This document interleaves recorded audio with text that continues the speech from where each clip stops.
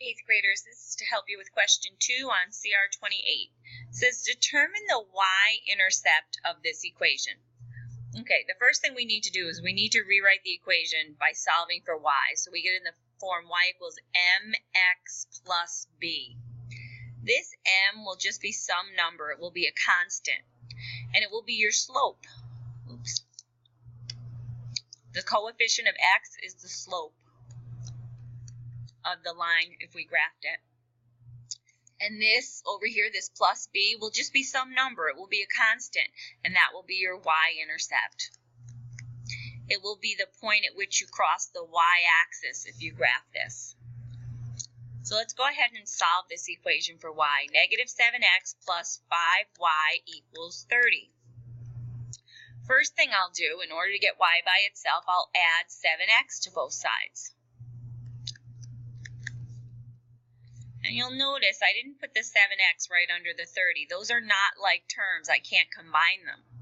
So on this side, because I want to write my x's first, it's just generally what we do. So I put my 7x first. Keep the positive sign if you want. It won't hurt. Plus 30. 30 plus 7x, commutative property is the same as 7x plus 30. And on this side, I still have a 5y. I'm trying to get y all by itself. What's the operation between the y and the 5? It's multiplication. How do I undo multiplication? I undo multiplication with division. So I need to divide each piece by 5. 5 divided by 5, fancy form of 1. 1y is just y. So now I have the equation taking shape with y by itself on one side. 7 over 5, I'm just going to leave that as 7/5. That's 7/5 x. That tells me my slope is 7/5. Plus 30 divided by 5 is 6. So it tells me my y-intercept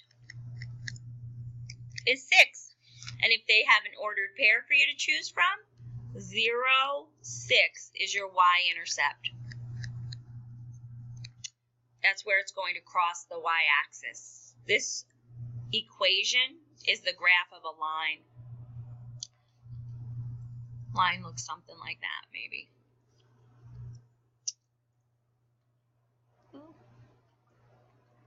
1, 2, 3, 4, 5. Let's pretend that point is 0, 6. It's going to be a beautiful line. Positive slope, 7/5 slope, so I know I'm going up. All right, I hope that helps.